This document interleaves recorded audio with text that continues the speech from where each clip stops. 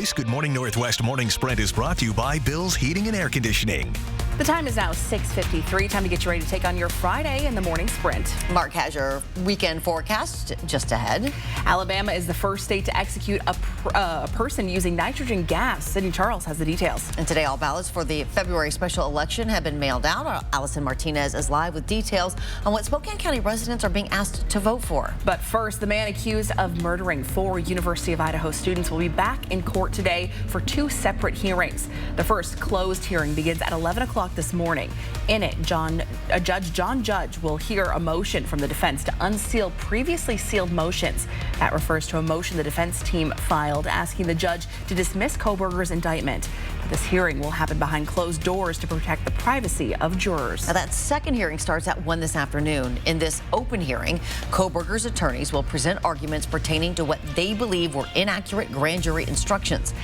After those hearings, Judge John Judge plans to hold a scheduling hearing, which would set the trial date and future hearing dates in the case. Media cameras are not allowed in the court today. The early hearing will be streamed live on Judge's YouTube page, and we will stream that afternoon hearing live on KXLY.com and on KXLY Plus.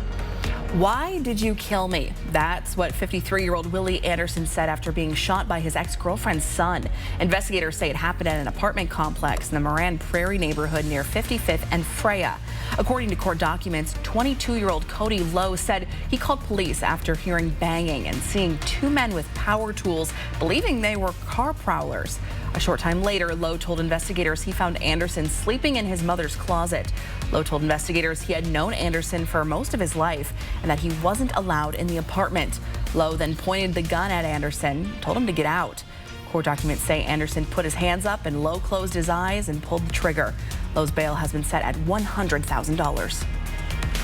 As we take a look at our first alert weather, there is a little bit of fog out there, but not as much as yesterday. Up north, maybe a little more dense fog there, but we're seeing our visibility down to 1 mile in downtown. So yeah, a little denser. We're going to see 33. The current condition warm up to 40 degrees, 33 into Coeur d'Alene. We are going to see variable clouds. We will see the increased chance of showers coming in tonight. That's going to happen around 10 o'clock. We'll see rain moving into our area for overnight rain showers and some mountain snows. The Spokane Public School District has asked voters to approve a $200 million bond and a levy in the February special election. Leading up to Election Day, Spokane Public Schools has invited neighbors to come to a series of neighborhood open houses to ask questions, share concerns, and tour the schools that would potentially be updated or rebuilt completely. The next one is next Tuesday at Gary Middle School at 5:15 in their library. For more information, you can visit our website, KXLY.com. Allison Martinez, 4 News Now. A controversial execution of a convicted murderer who spent decades on death row. The state of Alabama executed Kenneth Smith with nitrogen gas. It's the first time in U.S. history the new method has been used. The state claimed it would be humane, but critics insist it was cruel and experimental. Anti-death penalty activists placed signs along the road to Holman Correctional Facility. This was Alabama's second attempt to execute the 58-year-old for a murder for hire in 1988. The first attempt in 2022 was called off because authorities couldn't connect the IV line. Spokane police arrested the man they say is responsible for setting a house on fire Wednesday night that killed 2 dogs and sent another to an emergency vet.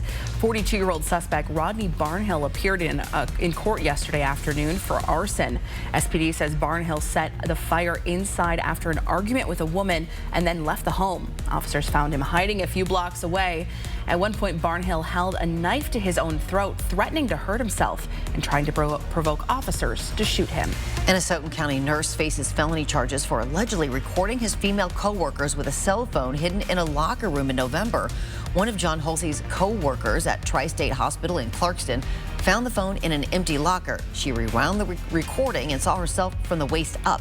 When confronted, Hulsey admitted to recording other nurses without consent, saying he was, quote, all messed up in the head. By the time police seized his phone, he had deleted the video completely. We'll be back with a final check of weather with Mark Peterson coming up right after this quick break.